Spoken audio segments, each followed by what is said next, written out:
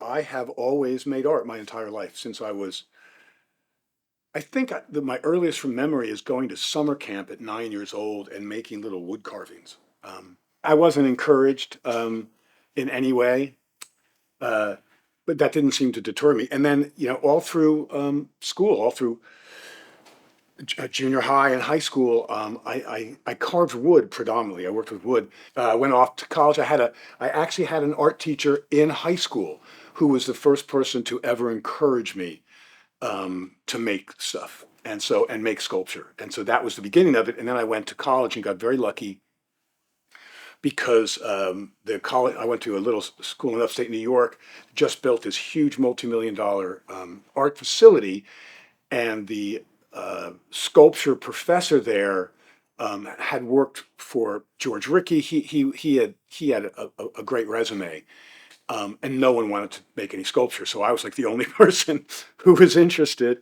So he gave me the keys to the castle. I became his TA for my entire college career, and that gave me a just whole nother insight into making art and watching what happened around him.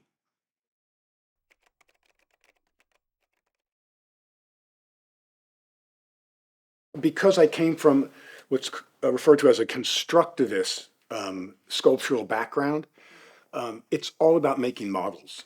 So first you make a little maquette, right? And you'll see this, whether it's Picasso or whoever. You make a little model and you see, oh, you try to work out, as opposed to trying to work it out drawing. Now, some artists do that. Well, that's not how I work. I go, oh, I have this idea, and I get materials, and I start to try to put them together and try to, make something that makes sense from a variety of it. I mean, scale, materials, texture, all that stuff. And then once I do that, then I take it to a larger format. How big do I want it to be? Where's that sweet spot for me visually? Where does it have the most impact?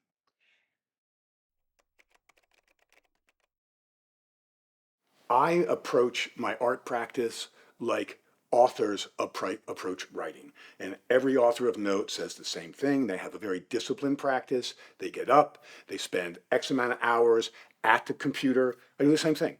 I get up, I spend some time at my desk marketing, and then the afternoons usually I spend actually uh, bending metal or weaving paintings or doing whatever I'm doing.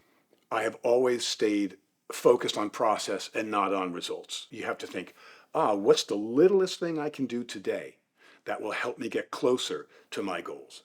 And let me focus on that, the absolute littlest. Um, I call it pushing the peanut, like just a tiny little bit. If I can move it just a tiny little bit every day, in a very short time, I'm going to have a lot of success.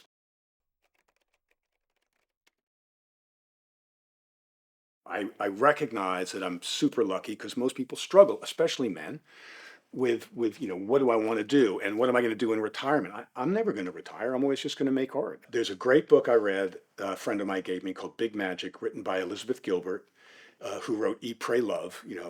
And her advice, she has a, a couple of pieces of advice. One is protect your creative instincts, honor them. They were put there for a reason.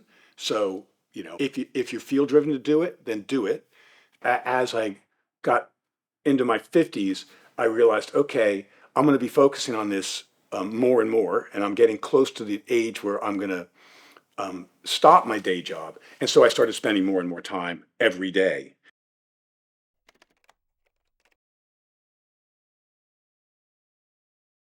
The thing that has been always a through line through all of my work is joy.